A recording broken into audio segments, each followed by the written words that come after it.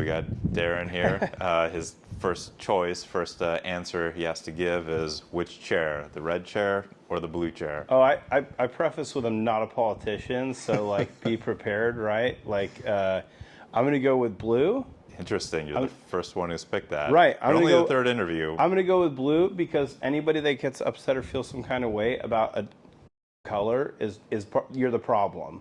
Because it's really well known at this point that I cannot be purchased, right? It's not who I am. My position is that the minute you start deviating from your values and your ethics, deviating in your stances and what you believe in for the purposes of acquiring money, that is the slippery slope. You cannot come back from that. I set my career in law enforcement on fire, refusing to comply with unlawful and unconstitutional orders from my command staff. I don't give two shits. Yeah. You know, my job and my responsibility is service to the citizens in which I was serving, right? The area in which I had jurisdiction. My job is not to bend the knee and do what I'm told.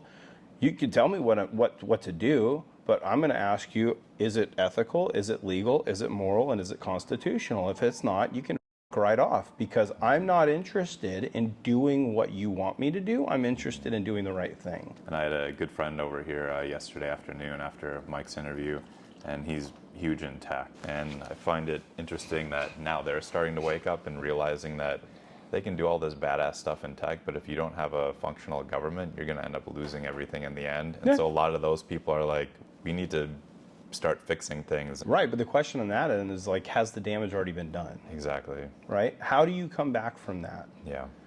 I mean, you know, the house has been on fire. The living room, 2 of the 3 bedrooms, the kitchen, and the patio are gone. Right? Yep. How much of this do you really think we're going to be able to salvage? How much is it going to cost to rebuild, and how long is it going to take? Right. If we can. Hopefully the foundation is still there. yeah, right? So anyway, we'll get into the interview then. Darren Ellis, thank you for driving down this morning. I appreciate you coming onto the podcast and letting your voters know who you are and where you stand on the issues. Yeah. So we'll start right at the beginning. Go ahead and tell people where they can find you online, social media accounts. Oh, yeah. So I'm on X is the fun one because I don't give two shits what comes out of my mouth. And frankly, I'm not going to say anything that's not true, and I'm not going to say anything that don't have receipts for. And so, yeah, so I'm on X at Darren Ellis 110. It's my personal account. I don't really, you know, like I'm on. I have a social media person that made me get on TikTok. I hate TikTok. I think social media is the same handle, or is it? So that one is Darren Ellis for California Assembly or something like that. I'll put them up on the description. Yeah, I'll give them to you. I don't even know what they are, to be honest with you. And then you have a Facebook. I have an Instagram. I have a Facebook. Yeah. And then what's your main campaign website? EllisForCalifornia.com. Okay, got it. Perfect. That was purposeful. No, seriously, because most people do the Gallagher for District 4 or Cecilia for District instead of whatever. doing Ellis for Assembly. Right? Okay, this isn't this. The whole purpose of this. So, and I'll say this now that we're in it. I never wanted to do this from the begin with. Like I'm working on my doctorate in clinical and counseling psychology, right? I have a background in law enforcement and law. I've opened and sold a business. Like I have a master's in education. I've I very much have a life that I am looking forward to getting back to as soon as possible. This is not supposed to be a job. This is supposed to be a public service or a civic duty, right? That was in Federalist Paper number 10. That this is supposed to be a public service, not a career. And it's become a career for just about everyone. That's legislating at this point, which is a problem. And so I spoke one time because I had sincere grave concerns with our education system, because the reality is, in the state of California, we have a 73% failure rate in math, 70% failure rate in science. We have a 55% failure rate in English and language. We have serious problems in our education system. There's one class now that is required in order to graduate high school in the state of California. And it's not STEM. Has nothing to do with STEM education, right? It has nothing to do with science, technology, mathematics, English, language. It is multiculturalism and ethnic studies. Really? So everyone can be a dumbass, and at least they'll be friendly to each other when they're in line for their food rations. Like this, it's a joke. It's an absolute joke. So I spoke one time, voicing my concerns to find out what we need to do, kind of like change the status quo with the education system, especially in our local area up in Winters, and ended up being approached by 3 members of the GOP up there asking me to run. And it was, oh, we'll back you, we'll take care of you. We want to make sure that you know that you're supported. We know you never really wanted to sign up for this, and so they ended up putting me up. They blasted out and did a write-in campaign for me because it was way past the deadline, and ended up making it through the primary into the general now on a write-in campaign. I did blowing records out with write-in votes that have not been seen before, I guess, up there. But yeah, I mean, that's the long and short, right? That this is the unintentional, the Bob Ross happy accident, I guess. Sure. But Yep. So then, before running, what were you doing? Just give us like a little bit of personal history about you, your family. Yeah. And I know so, you have a relatively new little one, much younger than my little girl. Yeah, I've got so she's 2 going on 3 going on 15 at this point. Very sassy and sharp as a tack, which is a problem. And yeah, like I said, working on my doctorate. I had my master's in ed. Mm-hmm. Had a full boat to law school and absolutely hated it and left. Couldn't do it anymore. I was doing legal consulting and decided to pursue that route, and I just couldn't do it anymore. Couldn't handle it. I hated it. Absolutely hated it. And I realized one day when I was in law school and I was working for a pretty big deal firm in the Bay Area, helping them consult on pretty major cases like capital murder cases. And buried in my office while my daughter's in the other room. And I came out one day and it was like, a week and a half had gone by because I had a deadline. And it was kind of like, for what, right? And so I talked to a really good friend of mine who's been practicing law for a very long time. He's a partner at a major law firm. And I said to him, I was like, dude, is this worth it? Like, how many days do you realistically have where you're like, man, I really hate doing this? He said, the better question is, how many days do I have where I love what I do, where I'm happy doing what I'm doing? And I'm like, yep, okay, done. We're going to change directions, right? In that industry, it's all billable hours. 100%. So I switched gears. I got my master's in less than a year in education. Did my research and thesis work on legal due process being absent in administrative hearings in K-12 education pertaining to OSS, ISS, and expulsion hearings. Out-of-school suspension, in-school suspension, expulsion hearings. And basically made the legal argument why we have a problem in California, and it does in fact negatively impact the lower socioeconomic status communities, right, and children. Mm-hmm. And that's kind of been the status quo. Has been public service my whole life. I mean, I was in law enforcement in my early 20s and early mid 20s, late 20s, and then. Owned a small business, and we only dealt with sourcing product from small farms and co-ops. Mm-hmm. And you have family currently in agriculture? We have family in agriculture, yeah. So my in-laws farm about 2,500 acres in Southern California, Imperial Valley.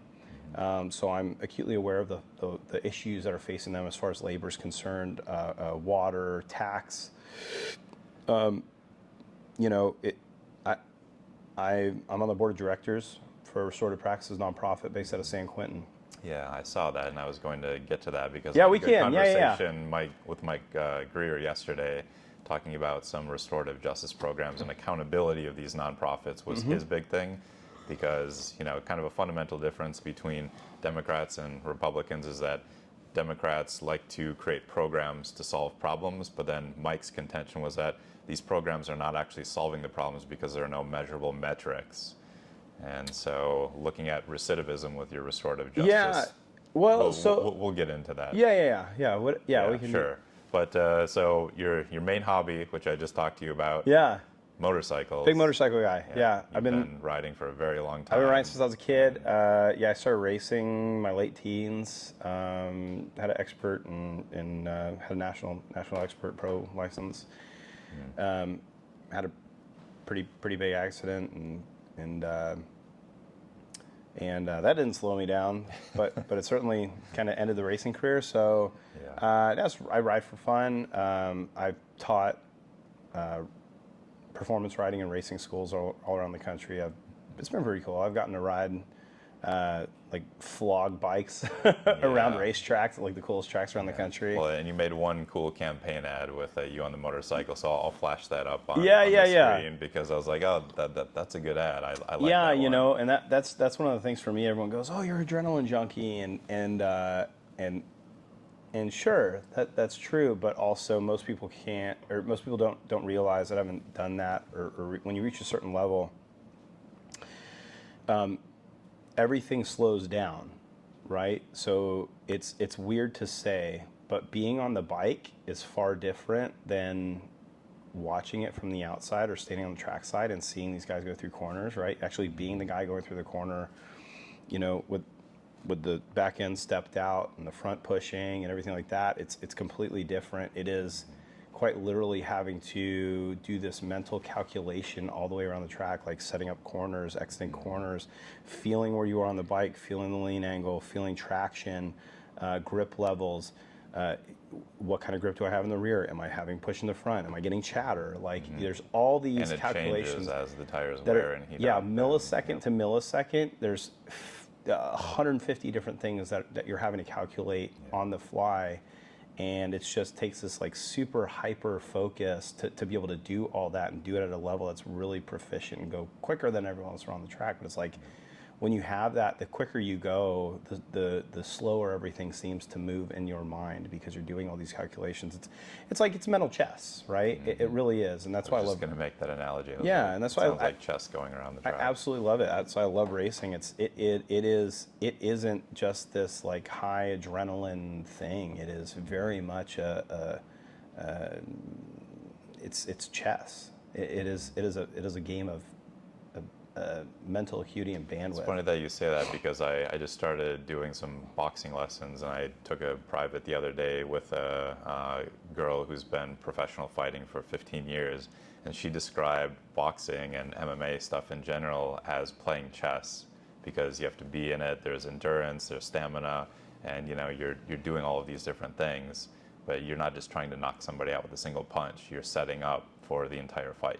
I had never heard that. Obviously, I've never done it before, but you're an expert in racing, and she's an expert in MMA, boxing, and same conclusion.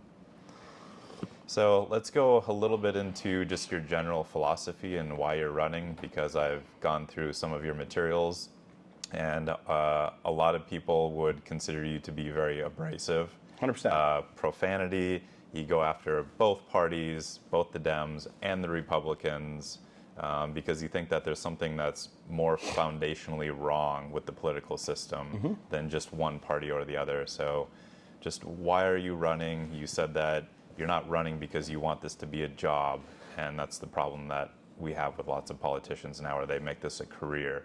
Yeah. So when we started made a comment at one of my talks, and then so the original notion or motto, I guess we could say, right? The campaign slogan was "Enough is enough," and frankly, at this point now, it's scorched earth. Yeah. Okay. We absolutely have. And lots of people have that sentiment too. 100%. Even when I was running in this district, lots of people, both sides of the aisle, are like, yeah, something is very wrong, and we need to correct the situation. Enough is enough. Yeah. And that's just it, right? But this isn't The problem is that it's no longer left versus right. That is a complete fallacy. It's the same people that are funding everyone across the board, right?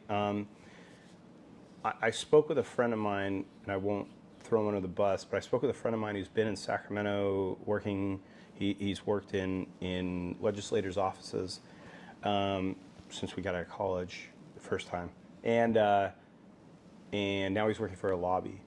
And so I had a conversation when I told him I was doing this, and he said, "Why would you do that to yourself, right?" I'm like, "Well, I'm glutton for punishment." But I told him I agreed to do it. I didn't. He knows me well enough. He's like, "Yeah, I don't know why you agreed to do it. Obviously, you didn't know what you were getting into, but here you are." And he kind of gave me the rundown, right? And he said the lobby in Sacramento is referred to as the third house, right? These people are the ones that run the show. And having met a number of legislators, I've come to the realization that these people lack the mental bandwidth and the acuity on a whole to be able to do the damn job that they're supposed to be doing to begin with. The person I'm running against, I'll make no bones about it. She has a reputation in Sacramento as being very nice but a simpleton. Hello, somebody writing law and making law that quite literally affects the way everyone else lives their lives is considered a simpleton. And we've come to a point where these people don't write the laws. They don't understand the laws. They don't read the laws. David Mann was in a hearing, and they were asked questions about a law that he was backing just a few months ago, and he said, I don't know if I can answer questions on this. I haven't read it. Like, I'm sorry, what the actual is going on? Yeah. Are you kidding me? This is our legislature. These people are too stupid to understand the very things that they're signing off on because they're not doing it. The lobby is doing it. And that's the point. They're all bought and paid for. There's Republican legislators that have donated to Act Blue. There are Republican legislators and leaders that have taken money from left-wing PACs, that have taken money from pharmaceutical companies that are doing things that are antithetical to conservative values, right? Mm-hmm. Antithetical to anything that's common sense. And this isn't right versus left. This is representation for you, for me, for my daughter, for my in-laws, for farmers, versus representation for big business and lobbies and the people with the money that can actually control things. Yeah, and I agree with that, and that's one of the reasons why I started this podcast, because I realized there's a huge information void with the public about who their candidates are and what they're actually representing, like where they stand on the issues. Especially at the state level, there really isn't a forum. It's very difficult for the average person who has very limited time. They're just working, night and day to try to keep a roof over their heads and food in their kids' mouths, to, go and find a podcast or go onto a candidate's website and get enough information from it that they can make decisions about the issues they feel are important. It doesn't exist. Right. So that's why I'm creating this series, to let people running for state office and U.S. House districts here in California to get their message out, and also to let their voters see who they are as a person, because a lot of people make emotional decisions when they vote, and I'm trying to not do that, because I realize that the only thing that matters is what the person is going to do when they get into office, what bills they're going to support, what they're going to write. And lots of people, especially with the presidential election, you can see it. They don't like Trump. They don't like Kamala. They didn't like Joe Biden. They have something, an issue with RFK. But it's mostly emotional. You very rarely hear people talking about policy. But I think now people are waking up and realizing that the policy is what's most important. So that's what I'm trying to extract out of the candidates here that I'm interviewing. And I absolutely applaud you for that. You know what I mean? One of the big problems, like just looking broad scale, right? Looking at the presidential campaign right now, it's the biggest news right now is this argument about Tim Walz's service record and stolen valor versus Donald Trump saying that Kamala's rally size or crowd size was too small. Who gives a shit? Who cares? How about we have a discussion about the things that these people have actually done? How about the fact that this dude, who's the new vice presidential candidate at this point under Kamala Harris, is quite literally a socialist. He's a socialist. He's come out and said socialism, one person's socialism is another person's neighborliness. What the hell is going on? And we're talking about crowd sizes and somebody's claim, like a technical discrepancy on somebody's service record. Like, just stop. Let's have a real tangible discussion about issues that affect people. It's all a distraction. It is all 100% a distraction, and that's an the problem. Intentional distraction. Oh, 100%. In many cases, coming from both sides of the aisle. Yeah, like, look, we could do it in Supreme Court candidates, right? Brett Kavanaugh. When Brett Kavanaugh was nominated to the Supreme Court of the United States, right? Everyone was pissed off because he, I'm Darren. I'm not going to filter back, right? Everyone was pissed off because there's allegations that came out that he f***ed a drunk chick at a party when he was in college one time, right? And they're like, oh, the Me Too and all this other nonsense, right?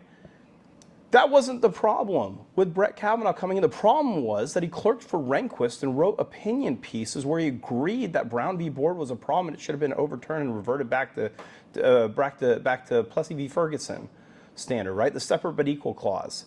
Nobody wanted to talk about that. We want to talk about his indiscretions when he was intoxicated at a party in college.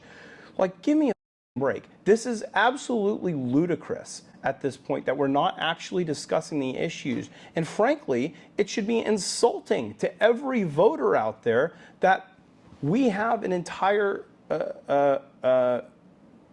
media or ruling class, we can say, however you want to brand it, that thinks that people are so stupid that they can't wrap their heads around the real problems and the real tangible things that are affecting their lives on a daily basis. Mm-hmm. That's a problem. Sure. Yeah, I agree. So now we'll get into the issues. Yeah. That's, what I've created this podcast for and what people really want to know.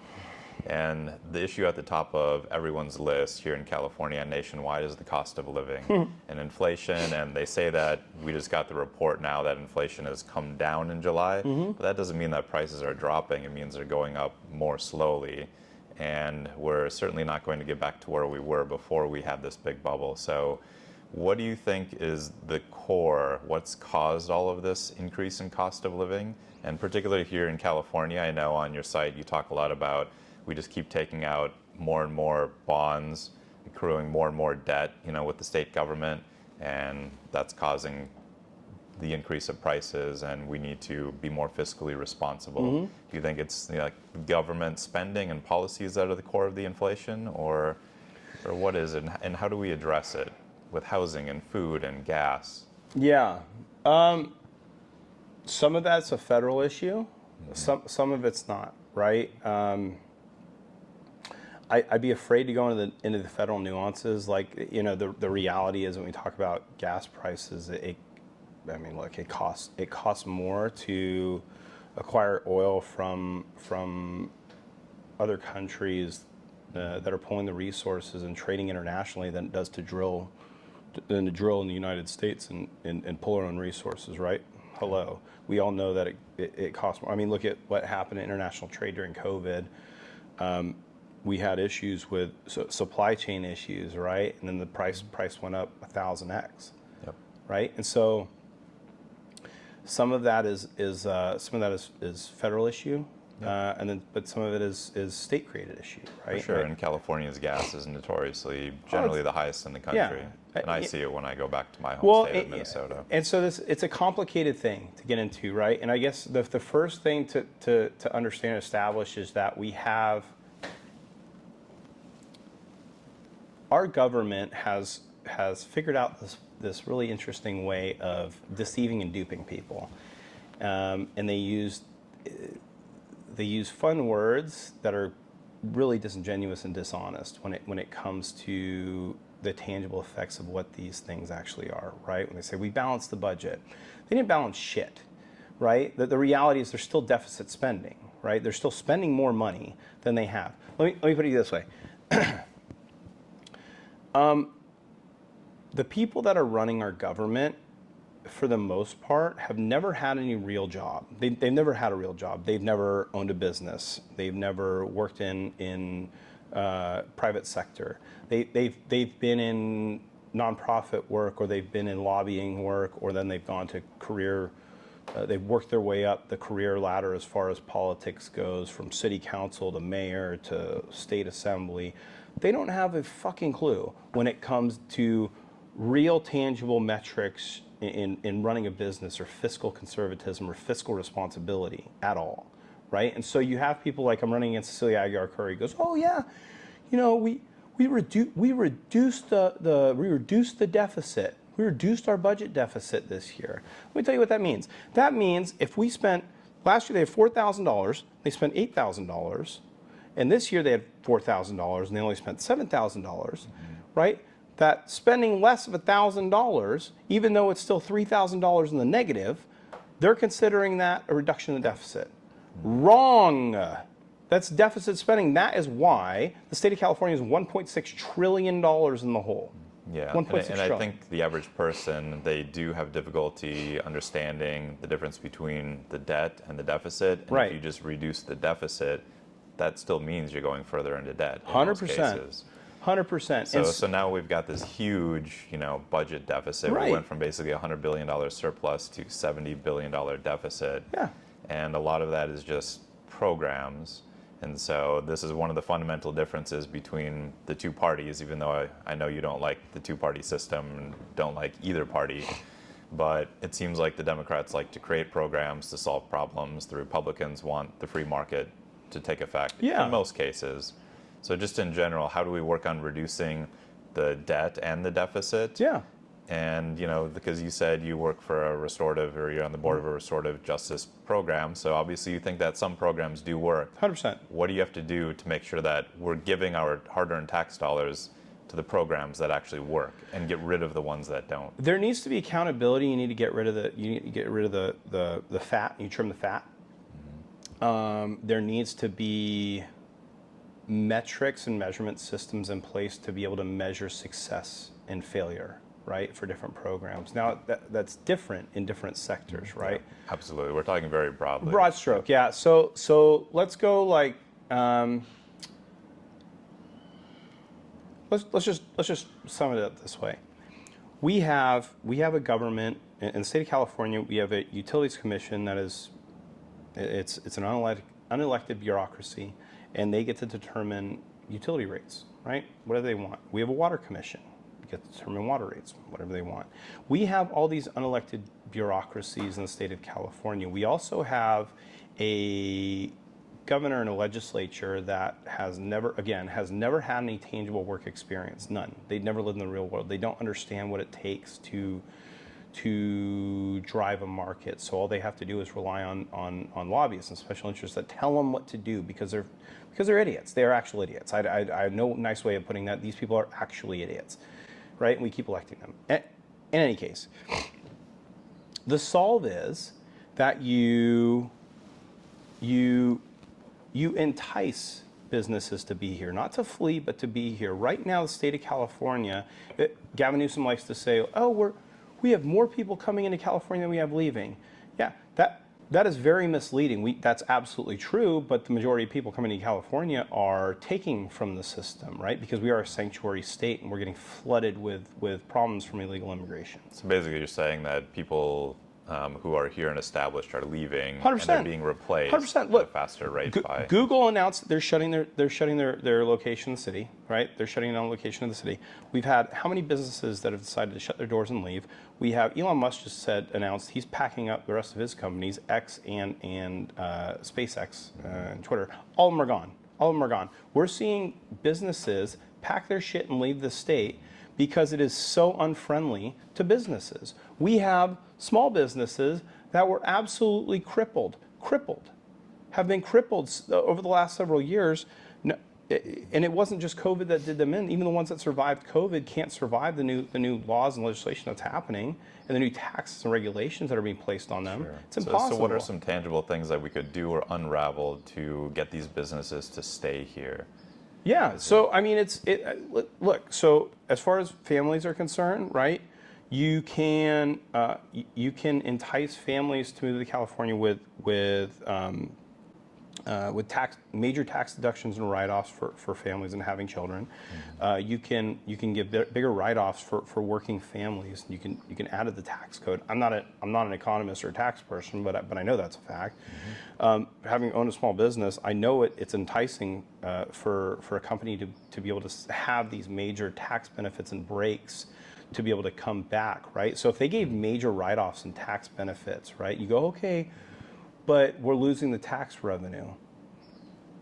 Nominally, you're nominally losing a little bit of tax revenue, but you are also subsequently gaining a larger tax base when you consider the amount of employees that's going to have, that this company might have, right? If you say, I don't know the actual number, so I'm gonna make it up, right? I'll do the for example, right? If Tesla has 10,000 employees working at headquarters or if Elon's companies, let's say they have 10,000 employees working at X, Tesla and SpaceX in their California headquarters, right? Okay, they pack up their companies and leave.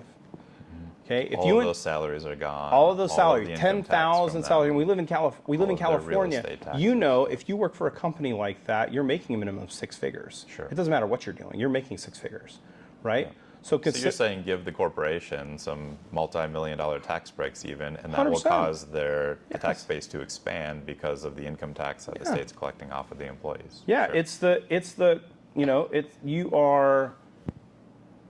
you are reducing the take from individual entities, but you're increasing the take from the multiplicity, right? Sure. So you are able to recover what you're losing tenfold.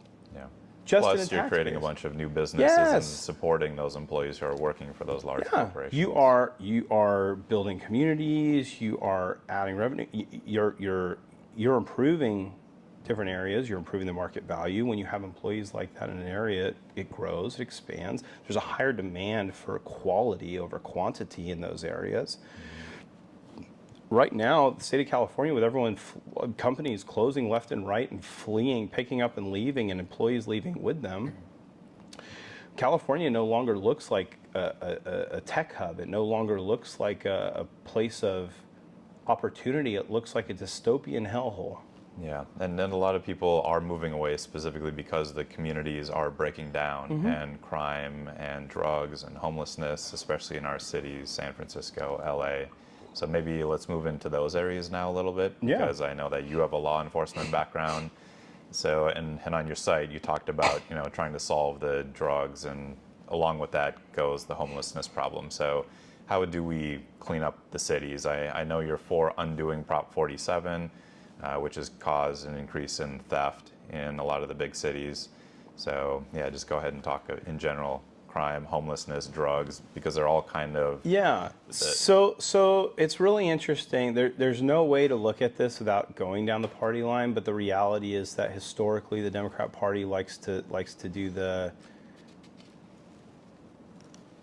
they like the idea of throwing the baby out with the bathwater and expecting that to fix a problem, right?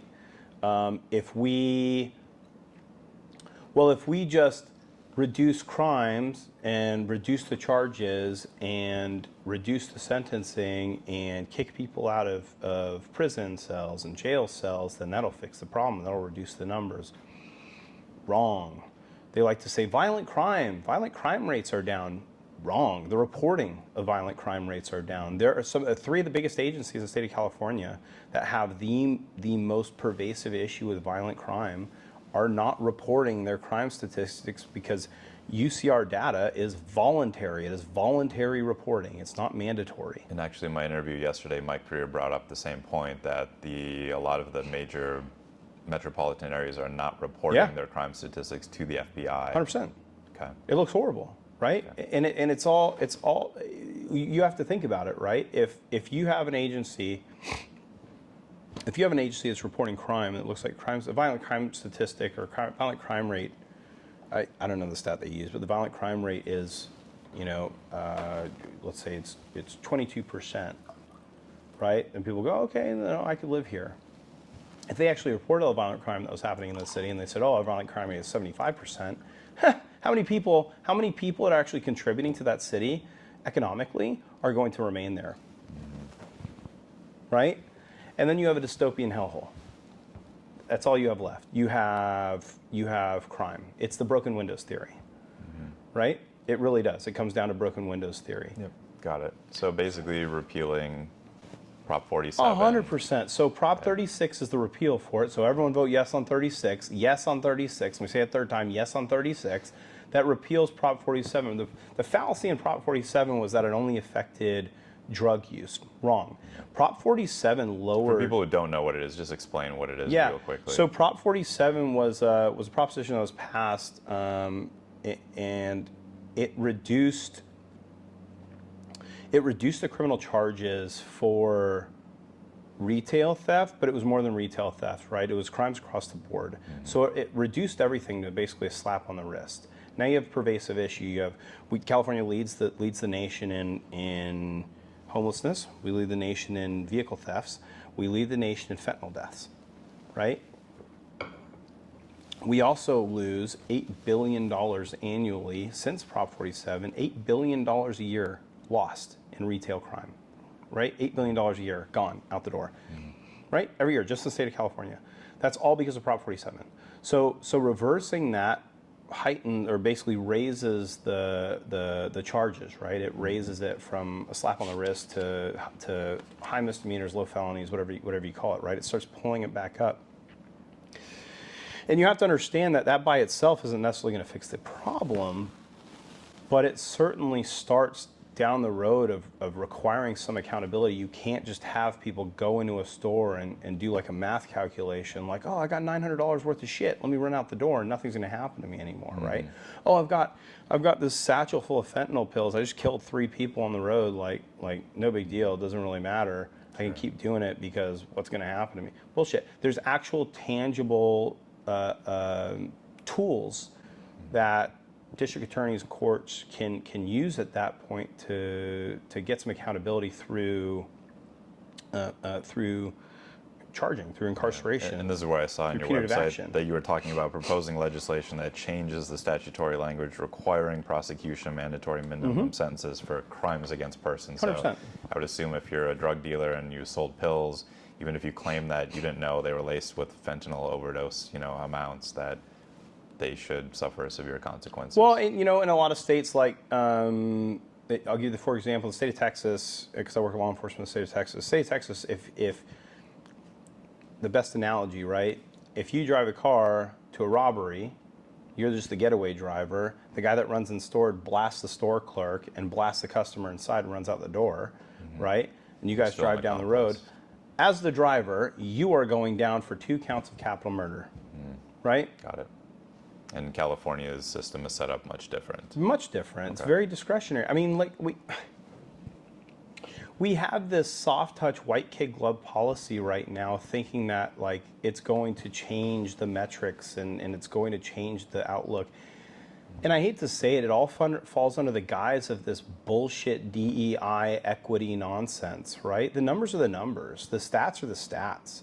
How you fix the problem is you address the root of the problem. If you have a hose with a giant gash in it, you have water pouring out of it, you're not just going to duct tape the shit and let it go, because at some point the seal's going to break and it's going to spew water everywhere, if not make it worse, right?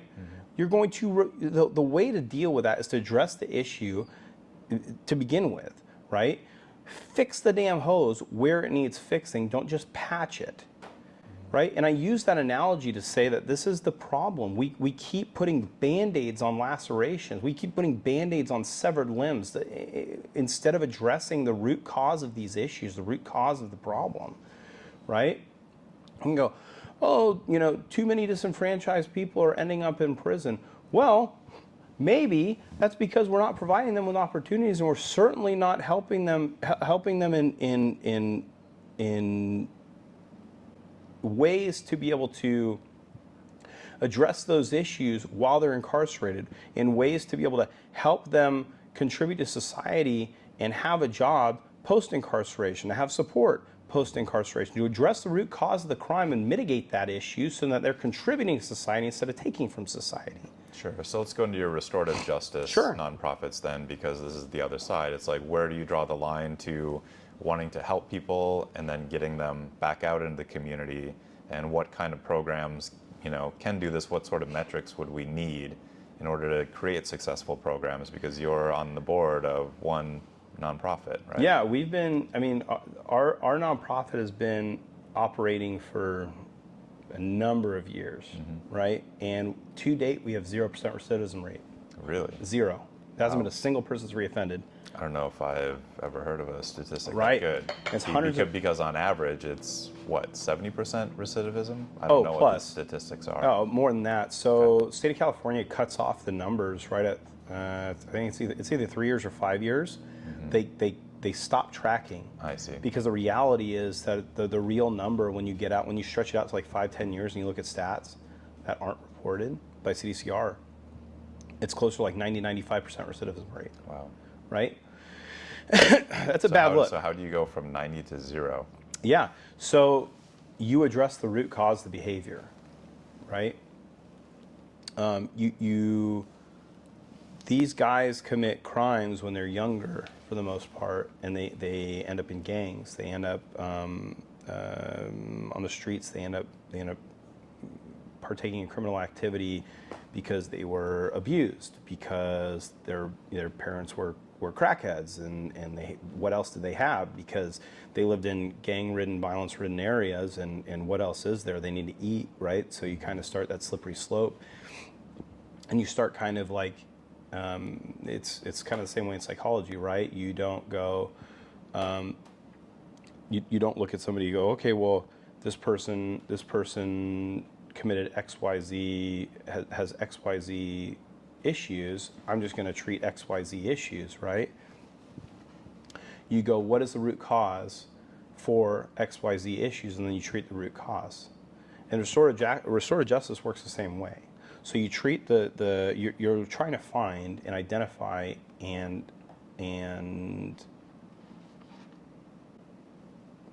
resolve, come to peace with, or deal with the root cause of those issues, even though those issues stem from a young age, right? These traumas, these experiences. So then are you using therapy, community, religion? Community therapy, religion helps in some cases, but our program is 18 to 24 months Okay. of programming, right?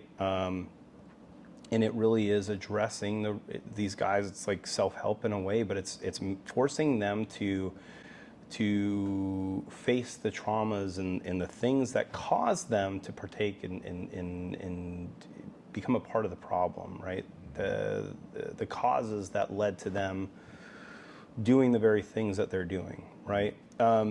And is this cost effective too? Like, what's the cost of helping these guys versus the cost of them going back to jail and all of our tax dollars? Oh God! Doing So that? it costs.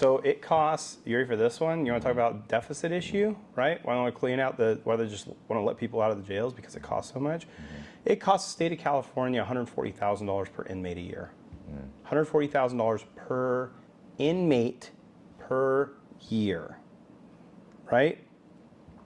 So treating those issues, getting those guys to where they're no longer costing the state $140,000 a year, but putting back into the state whatever the tax dollars they're putting in, because now they're contributing members of society, right? And they're not just doing that. They're not just working, contributing that end. They are also working they're donating their time to like nonprofit at-risk youth organizations. They're giving back to the program itself or to other programs to be able to curb these issues, right? Sure. And the cost of getting them back out, non-recidivism, is a fraction of the cost of $140,000 per year. And so it sounds like the legislature has the general right idea of wanting to not imprison as many people, but they have no path for them to become normal contributing citizens. Right. They go immediately back into the gang activity or whatever they were doing before they were put in prison. And so we do need to build a bridge between the prison system and getting back to being a contributing member of the community. But it sounds like the funding or the programs that they have put in place to do that are not working, and that programs like your nonprofit is working on will solve that bridge. And so if we can funnel money into programs that actually work, this can be done. But the way it's set up right now by the current, ruling party in the legislature is completely broken. Well, it requires people that have a little bit of foresight and aren't necessarily bought and paid for by major unions, right? Two of the biggest donating and coercive unions in the state of California, the Educators Union and the CPCOA, right? California Police and Correctional Officers Association. Right? Do you really think they want all the inmates released and everyone back on the street? And it certainly seems like good job security if people commit crimes and have to be incarcerated. Sure. Right? And so that's the problem. We keep coming back to this issue where it really is donor money and profits over people, right? Which is astounding to me because the current majority that swings very, very far to the left in the state of California, right? They give this outward impression of, well, we're for the people. We want to help everyone. We want to do this. We want to do that, right? But it's not about that. It's not about that with them. If it was, we would be like, let's just look at the budget, right? They cut grant program funding for restorative practices and nonprofit organizations and CDCR. They cut veteran services funding. They cut foster care. They cut FRL free reduced lunch program funding. They cut funding across the board in almost every category except one. They did not cut funding in the budget for free healthcare, housing, and stipends for illegal immigration. Right? And that price tag was somewhere around $3 billion, could be more. Yeah. Got it. But they cut everything else. They don't give a shit. It's not about that. It has nothing to do with caring for people. If it was, we wouldn't have people flooding into California under sanctuary protections getting free shit. While we have veterans literally dying on street corners, not necessarily of fentanyl overdose, but of starvation. We wouldn't have foster care programs that no longer have funding and kids literally sleeping on streets. Children. And then these people grow up and go into the jail and prison Thank system you. because they had no Because other what else path are they to going to go. do, right? And so I guess the moral of the story here, especially looking at restorative practices nonprofit work, is the aim should be absolutely reducing recidivism, growing the state economically, and improving the lives of people that we want improving, that we want to improve and contribute, right? Reducing the crime metrics, reducing the economic burden, reducing capacity in our prisons and jails, have contributing members of society. And it requires programming that is tried, true, and tested. But we don't have that. There are programs that are getting funding that are better funded than ours, to be really candid. There are programs that are much better funded than ours, than our abject failure, and yet keep getting funded. It's who has the backers, who has the money, who has lobby behind them, and who's greasing whose palms in Sacramento. It's a fucking joke. It's a joke. When we have the tools, we have the blueprint and the playbook to be able to solve these issues, but we have a legislature that are purposefully ignorant and or tangibly stupid and can't see the issue or the solution to the issue, which is literally slapping them on either side of the face. Sure. And let's go back to something you had started into a little bit, which is that the communities where these people grow up have foundational problems.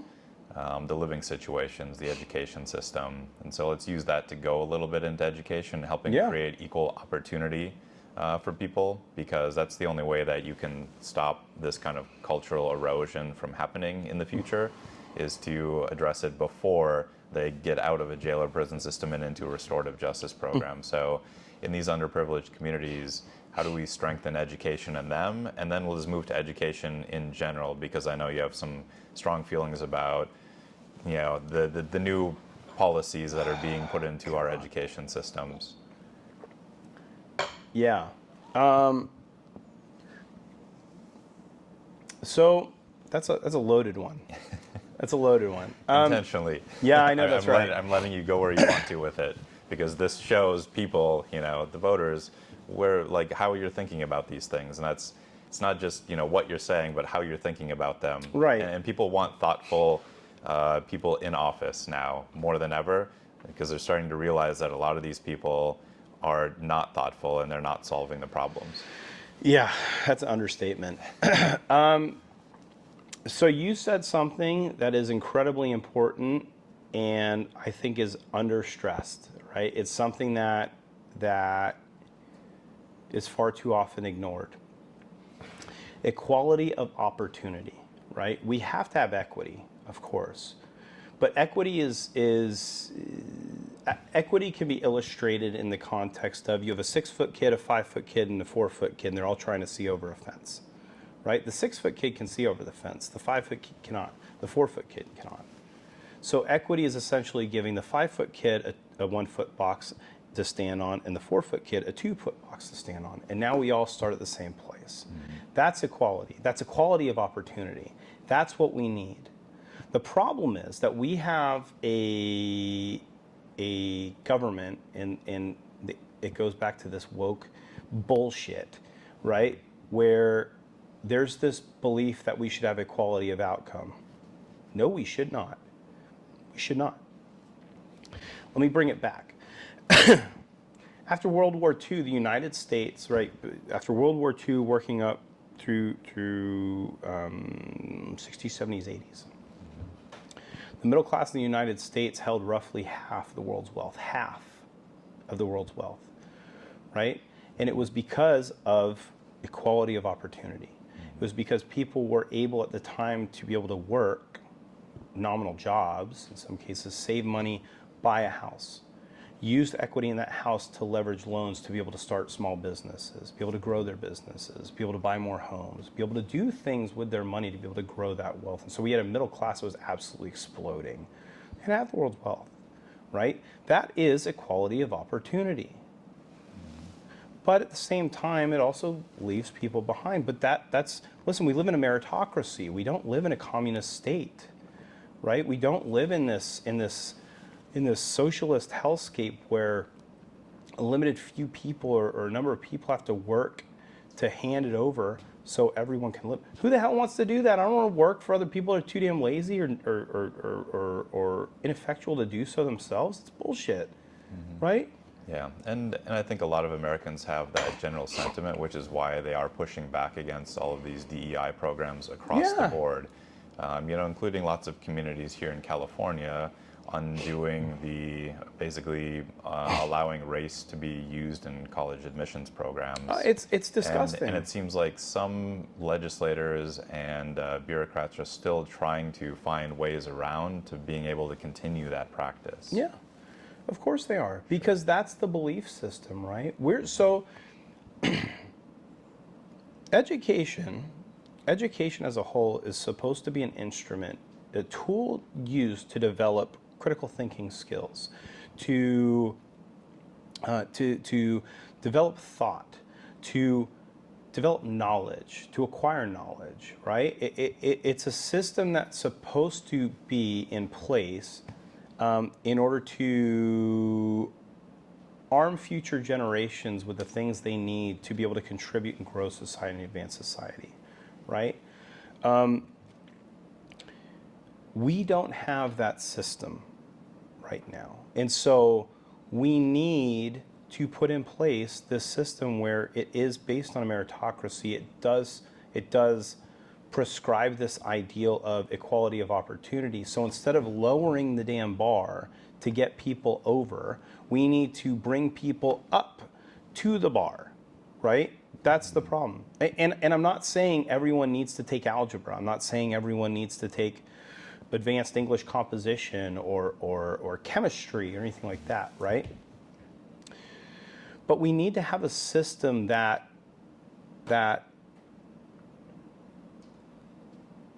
embodies or exemplifies our society. We need to have, we are seeing schools across the nation do away with art programs, do away with music, do away with all these programs that are just different avenues for kids to improve, for kids to be able to find their niche, for kids to be able to develop these skills. Woodworking, gone. Electrical, gone. Right? All these things that existed when I was in school, and to be really candid, I went to school with some guys, and I went to high school with some guys that ended up, they took acting, right? That was their niche. They went to Hollywood, and ended up having an absolute smash hit show and are superstar personalities now, right? You might need to ask them for endorsements. Yeah, right. Yeah. Hey, Blake, I need an endorsement. But I went to school with these guys, and they had the opportunities because, not to throw them under the bus, right? But their go-to thing wasn't English. It wasn't science. It was acting. It was the arts. But we're taking those tools away, right? So it sounds like you're saying that our school systems are limiting the paths. Why? Of Well, kids. let me put it this way, right? Explain to me how it's acceptable for a school, let's just say a high school, for a high school to spend $30 million on a football stadium and completely eradicate arts programs or woodworking or electrical or welding or auto, right? That's fucking ridiculous. That's absolutely absurd. Sure. For what? For a game that a fraction of a fraction of a fraction of percent of people are actually going to make it to a pro level at? And then what? And then they bump right back down to the place they came up. Right? With what skills? Yep. With what ability? And what do you think is going to happen at that point? Right? So we have to actually look at these things with a binocular lens instead of the magnifying glass right in front of our face. Yeah. We have to have if you want equality of opportunity, you want to live in a meritocratic society, you have to provide those opportunities. You can't defund these schools. And the other part is that we do have a problem with behavioral issues. We have an education system that's been essentially neutered because we refuse to have accountability. Right? So I'm going to ask you one question, which I actually think you might agree with Gavin Newsome on, because I just saw a news article saying that his administration was trying to get schools to basically ban the use of cellular devices, during the school day. I assume this is one place where you would agree with the blue side. I do agree with that. And do you think that that is one of the foundational causes of the erosion of the mental health of our kids, which is in crisis now? Yeah. And then I'm going to have you go into whether or not you think this is a contributor for the identity problems and contributes to this big issue with gender-affirming care in the schools. I know that's a long bridge, but it's on your website, and I wanted to give you the opportunity to bring it up. Yes. Okay. So let me break that one down. I do agree with that cell phone use in schools is an absolute problem and it needs to be eradicated. Okay. But I will say that Gavin Newsome is full of in his assessment of it, because he is quite literally, in his Department of Education in the state of California, and the way that they proceed with having to deal with these things, right, in Ed Code, have essentially neutered administration and their ability to actually handle these situations. So it's one thing, this is my problem with Gavin Newsome, right? This is my problem with Gavin Newsome, is that he sits there and he offers nothing more than platitudes. He goes, oh, we have a problem with this and this needs to be dealt with. Well, you signed bills that essentially handcuffed people to not be able to deal with those problems, right? It's nothing more than platitudes. I hate that. I hate dishonesty by omission, and it's dishonesty by omission. That's what it is. Sure. So you're saying he's putting statements out there that are seemingly going to solve problems, but that there's already legislation in place that will not allow those things to be done. in the But yeah, schools. we can look at it on the federal level. It's the same difference, right? We'll do a more familiar issue for people, right? The border. They go, oh, Republicans refuse to sign this border bill. Wrong. The executive action can close the border immediately, and they let the sunset on Title 42, the Remain in Mexico policy. They let the sunset on it, right? They let it expire. So it's bullshit. It's nothing more than platitudes and conjecture for the purposes of acquiring votes. It is blatant dishonesty by omission, right? So to go further, to go back to the school issue, yeah, cell phones are absolutely an issue, but when you neuter faculty and staff ability to actually do their damn jobs and take those phones away and assess any accountability or action, what the hell are you supposed to do, right? Same thing, restorative practices. There's a small study done in Texas several years ago with restorative practices in education system, right? It was a short run. They found that restorative practices in education had a tangible positive effect, a very big positive effect, right? And yet, we are not actually allowing our schools, especially in public education, to put into practice those restorative practices. It's nothing more than platitudes. The tools are there. The ability is there for them to solve these issues. They just don't want to. They don't want to. Yeah, and I do think that that an increasing voter demographic is waking up and realizing that even with all of this money that's going into the government and them saying they've been solving problems, that we're not getting the results we need, and that there's a clear disconnect between what they're telling us and what is actually happening. 100%. Yeah. 100%. It's half truths. Sure. We'll just hit a few more issues before we wrap up. Yeah. I know one issue in your district are fires and getting fire insurance, and I saw that you were on the front lines helping give food and water to firefighters at the park fire recently. Yesterday I was talking to Mike Greer, and he said that California's rapid response and trying to get fires before they spread out of control is getting better, but you seem to have a different opinion of that in a video I watched the other day. Yeah, the park fire had some pretty significant issues. We absolutely had firefighters on the line for 24 plus hours without getting food sent, without getting, they need protein, they need electrolytes, right? It's ridiculous to have water and not the protein to be able to fight the fire when they're sitting there on the front line. They're on the line for 24 to 48 hours, right? It's ridiculous for our first responders to be in that position. So, A. B, in California's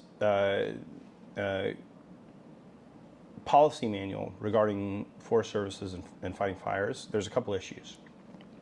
One, they refuse to deal with, under the guise of climate, they're refusing to like burn, clear out undergrowth, right? Deadfallen undergrowth, which is absolutely ridiculous because indigenous cultures across the world have done that. In Australia, they actually have fire crews, indigenous fire crews in Australia that go around and in the Australian bush, in the forest, and start small fires, controlled fires, and clear out all the undergrowth and brush to mitigate bushfires, And this right? is just good forestry, which is It's good what I forestry, talked with right? Mike Greer about yesterday too. Yeah. And just from a physics perspective, it would seem like if you're just infrequently burning the undergrowth to prevent massive wildfires, that's going to cause a lot less carbon dioxide and other pollutants in the long run than burning down an entire forest with all the giant trees. Well, listen, if it happens. Yeah, there's a lot of growth. There's a lot of plants and all that grow wild that need fire. They need mass carbon deposits in the soil to be able to even sprout. It's a fact, right? And so that's one problem. The other problem, and this is a major problem, is there's a policy in the state of California most people don't know about that makes it so CAL FIRE and other departments are not allowed to start working or fighting a fire until it hits state land. So if a fire starts on federal land, right, on BLM land, they literally will let that thing burn until it hits state land. Really? I was unaware of that. Most people are. That sounds like a horrible idea. That sounds like the disconnect between, that we had with all of our intelligence agencies not sharing information with each other. This sounds like the equivalent, and there's about it to be a natural disaster. Yeah. But it's out of your purview to take care of. So just leave it alone until it gets big enough and moves into your territory. Compensation, right? Got it. Cal Fire can get compensated and paid as long as it's on state land. They don't get paid to fight fires on federal land. Sure. Those sound like issues that can be addressed that will help protect, from fire damage. Yeah. And then just going into climate change and environment, which you've just alluded to a little bit, what's your general stance on the green tech mandates that are coming out of Sacramento and the timeline that they're being implemented? I think it's really good that Chevron deference was overturned at the Supreme Court, and I really hope that people start challenging these unelected bureaucracies that don't actually have legal standing to do what they're doing to stop this bullshit. Right? We don't have the infrastructure. We simply don't have the infrastructure to go forward with all these tech things. Okay, let me give you, for example. Down where my in-laws are farming, the water district down there has been slapped with the mandate to start converting everything over to like electric vehicles. They're literally having to buy and outfit electric pickup trucks, like the water district, the irrigation district, having to buy and outfit electric pickup trucks to the tune of $150,000 to $200,000 a piece, and literally put them in the parking lot because they're unusable. The fuck are you going to do with a vehicle that can only get 70 miles in range once it's outfitted with, $15,000 pounds of equipment that it needs to be able to do the job, right? It's a joke. It is an absolute joke. The technology's not there. The infrastructure's not there. It's very, very short-sighted, and I question why. Well, I don't really question why. The question should be asked why, and the answer is look no further than the lobby and the people that are bankrolling this nonsense legislation. Right? Look, there's no question that things need to be addressed and looked at for sustainability purposes and change, right? But we're looking in the wrong direction. They spent $100 billion on a bullet train that goes nowhere, right? You know how far that money could, 90% of the water in the state of California, 90% of the water goes right out to the ocean, right? Imagine how far that $100 billion could have gone to build water storage capacity, right? So we don't lose 90% of the water to the ocean and then go, oh, we have water shortage every year, right? Imagine what that $100 billion could have done to be able to buy desalination systems to pump inland so we never have a water issue again, right? It's just sheer stupidity at its finest coming out of Sacramento. And I don't have any answer to it other than it's done because we have people that don't understand what the hell they're doing there. Because they don't have the mental capacity necessary to go, this doesn't make sense. We don't have a legislature that has the bandwidth to understand what it is they're doing, that has the foresight and the vision to see where the shortfalls are and where the problems are going to be. We have people that are literally doing what they're told by special interests and donors. Those special interests and donors looking short term at this. Sure. So it sounds like you are for basically repealing all of these green tech mandates in general and allowing the free market to take care of that and reallocating all of that government spending and resources and programs on things like developing water infrastructure, which would help agriculture and other programs. To be really candid, Joe, I'm for repealing a lot. Okay. I'm for deregulating and repealing a whole hell of a lot. Okay. Right? James Madison wrote in founding documents, right? There was a problem in under-legislating, but the bigger risk came from over-legislation. That was the bigger inherent risk to civilization, to society. Got it. And that's where we are. Got it. So a couple of more issues. Second Amendment, just go straight into it. I love it. Oh no, you know, I'm a firearms advocate, obviously. I was in law enforcement. I'm a trained marksman, right? I have my marksman designation. Your viewers can go look up what that means. Okay. I'm a big gun advocate, but there are some things on a national level that I do have a problem with, right? There are states where somebody can purchase a firearm, go walk out to a parking lot. This is the gun show loophole. That's what it's called, right? So everyone understands what the gun show loophole is. Yep. I can buy a firearm. I can walk out to a parking lot. I can sell that firearm for 3x, right? And as long as I have good faith and plausible deniability that this person bought this firearm legitimately, I don't have to check their identification. I don't have to do a background check on them. Nothing. I can just sell a person a gun at any point, anytime, anywhere, right? And that's a problem. But I think we also have to recognize that it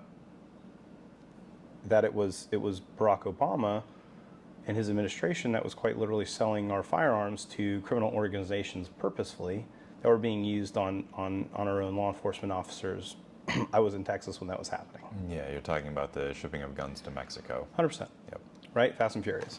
So we do have some issues. Now, the state of California is a very, very big problem. It's gone beyond a Second Amendment issue in the state of California to the point where they are trying to disarm people by pricing them out of gun ownership, right? I don't think that there should be a ban on firearms or assault. The assault weapons ban is bullshit. It's complete bullshit. I think there's one and only reason that the government doesn't want that, and that's a government in a state that's beyond tyrannical and is afraid of its people. And frankly, even the framers said that a government fearful of its people is one that's operating in good faith and in best interest of its people. Okay, so if we had a government that was actually operating in our best interest, they sure shit wouldn't be worried about who has what, right? So I can tell your position are that the gun show loophole should likely be closed. 100%. Okay. What about like transfers? So I do know that currently in the federal administration, Biden administration, they're trying to prevent even transfers among like family members. They're trying to go that far. So do you think that checks should have to be run in every situation where a firearm is transferred? Okay. No. Just gun shows where you don't know the person that you're selling to. Yeah, and the only reason I say that is because I've been privy to a number of cases because of my background. I've been privy to a number of cases that listen, that all you have to do is claim good faith, plausible deniability. Sure. And you're free and clear. Yeah, it's super great. Right? And where people have literally bought firearms, like purposely bought like the Dracos, right? It's like the mini AK. Purposely bought them knowing that they could turn around, go to a parking lot, sell them for 3x to gang members that are going to use them in a day or two to light up a neighborhood. Sure. Right?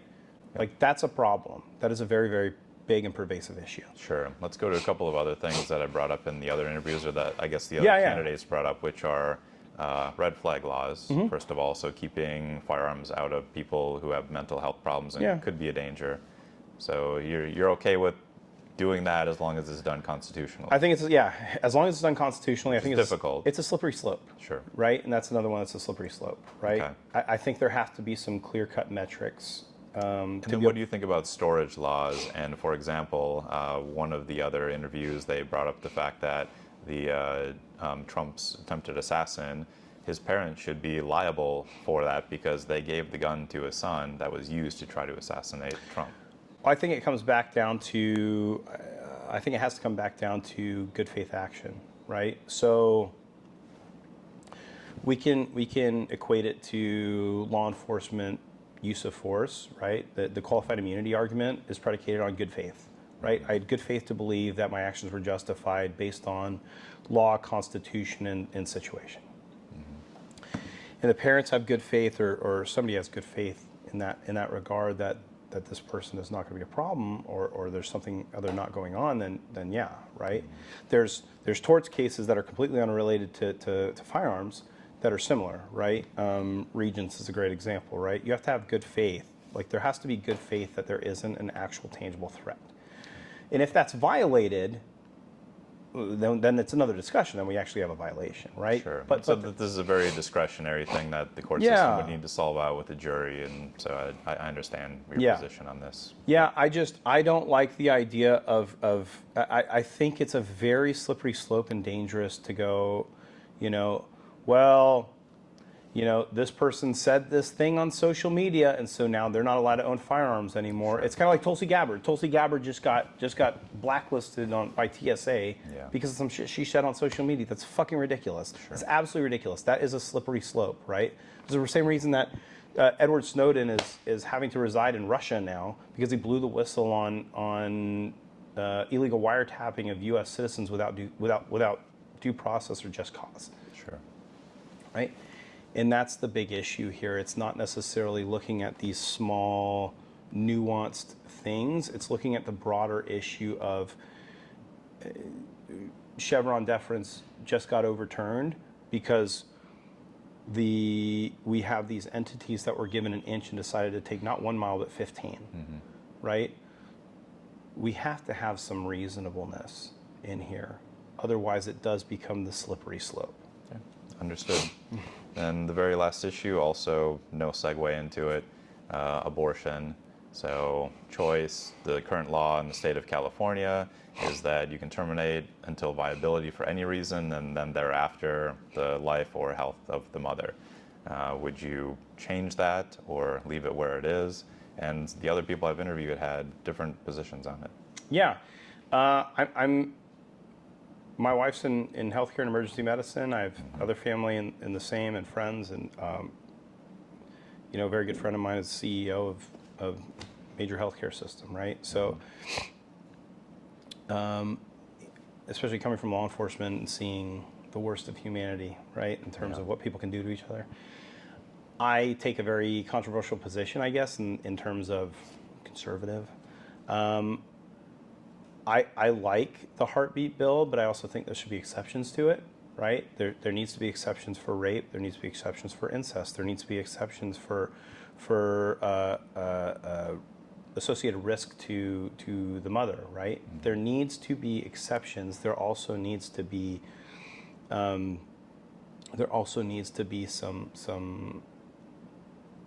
restrictions, right? You cannot have. There are 5 states in the country that have no limit, right? They have no term limit on abortion. And California is not one of them. California is not one of them, which is surprising, right? But we have 5 states that have no term limit on abortion. So you do believe there is a moral, ethical issue that 100%. comes into play at some point here. Yeah, 100%. But that exception should be made circumstantially. Yeah, it needs to be. There shouldn't be a blanket like, oh, I made a shit decision and now I can terminate a kid because I've decided it's not a good idea, right? But at the same time, there need to be some considerations made, right? Like, I'll give I guess maybe just really quickly. This would not, like, changing California's law on this would not be a priority of yours if you were to go into office. No. Okay. Because that's basically what people want to know. They want to know, like, what policies you're going to be pushing and spending your time on. My concern is habitability and sustainability in the state of California, right? Here's the reality. In a bad year, the state of California produces 25% of the U.S. produce, all U.S. consumable goods, right? Food resources, 25%. Like a year like this year, it's 40%. 40% of the nation's food supply comes from this state, right? And we have a problem with farmers being able to get water, being able to have land, and getting taxed into non-existence, right? We have California's has the opportunity and the population to be one of the biggest economic powerhouses of producers in the country, right? And we're in $1.6 trillion worth of debt.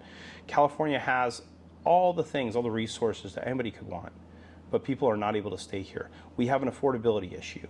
We have people that have quite literally contributed to the system, born and raised here, that can no longer live here once they're retired because they're getting taxed into non-existence. We have the person I'm running against, Cecilia Aguiar-Curry.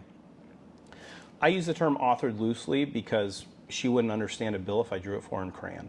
Okay, but the reality is that we have she authors stamped her name on a bill that somebody else wrote for her that dissolves the property tax cap at 1% that was put in place by Prop 13, ACA 1, will literally lift that cap, so people are going to see property tax increases that can go whole percentage points. There's no exemptions for agricultural land. There's no exemptions for retirees. There's no exemptions for commercial property. Nothing. No exemptions whatsoever on property tax increases. And that comes on the heels of ACA 10, which is the new requirement that every jurisdiction houses and provides housing and facilitates resources for every damn homeless person in the state of California. And the state of California leads the nation in homeless population. Yeah, we right? have like 25% of the nation's Right. homeless, but 12% of the Right. population. Right? You know, we'll go back to agriculture, right? We're next to agriculture, right? I see hay bales. Yeah. Right? Yep. So let's go back to that. Do you know who two of the three leading purchasers of agricultural land that are put up for sale by farmers that can no longer live here because they can't get water, can't pay their bills, and can't pay their taxes? Well, I think I know this because I went through your materials, China, Saudi Arabia. Thank you very much. Yeah. Two very unfriendly countries, right? Frankly, I would say unfriendly foreign states are the two biggest buyers of California agricultural land.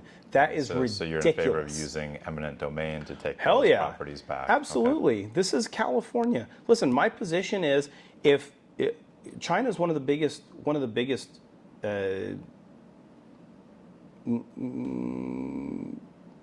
what would be the best word? Offenders when it comes to intellectual property theft, when it comes to copyright theft, right? And we can't pursue them, so fuck them. If we can't go after China for them stealing our property, okay, that's our land now. You don't have a right to own assets and resources in the state of California. If you don't like it, sue us. Good luck with that. Okay, this is California. This belongs to the United States. This belongs to Californians and Americans. Okay, a foreign state, especially enemy foreign actors, have no business owning land here, especially when the resources being pulled, it's not just food. They are taking water rights from farms that are purposely being dried up because we have curtailment laws and we have another bureaucracy that decides what farms get water and what don't. Our people should come first, period. It's ridiculous. I don't care if Chinese people starve to death in Beijing. Sorry, I don't, right? We shouldn't have people starving on our own streets and be allowing our land to be sold off, purposely decimated and sold off to the highest bidder being a foreign state, especially an enemy foreign state. So the same enemy foreign state that is quite literally providing the chemical precursors and the machinery and the wherewithal to produce the leading killer in the state of California is fentanyl. Not happening. Bye. Okay. Fair enough. And I think a lot of voters would appreciate that stance as well. So just to wrap things up, I know that historically when a Democrat and a Republican have run against each other for assembly in your district, it's typically a 65-35 split.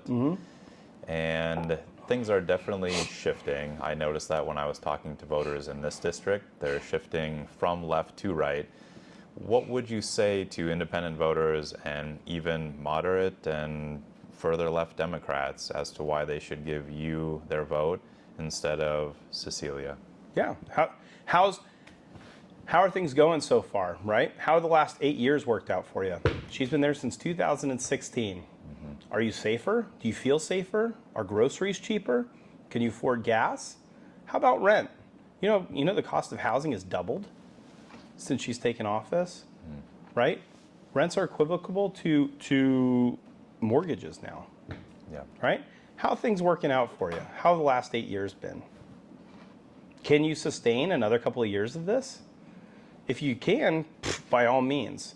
Do you like having discretion taken away from you? Do you like having a legislature and Cecilia Aguiar-Curry quite literally standing on rights to wedge a divide in between parents and families and children?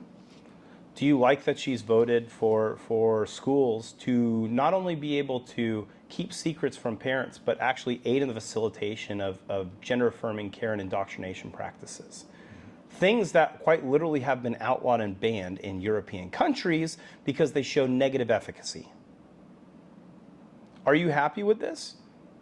Do you like paying for colleges, publicly funded universities, that are allowing pro-terrorism protests and having students that should be allowed to walk freely and feel safe on college campuses? Are you happy with them barricading themselves in libraries? Are you happy with them being afraid to go to class because they're being assaulted and threatened with their lives, all because they're Jewish, or all because they don't support a terrorist organization? Are you happy with law enforcement officers with an all-time low morale, low numbers? Are you happy with that? Are you happy with not necessarily being safe going to the grocery store because what were otherwise safe neighborhoods are now having shootings, stabbings, and violent incidents on a regular basis? Can you afford to live here when you retire, especially if your property taxes increase exponentially? If you want to keep voting against your own interest, by all means, have it.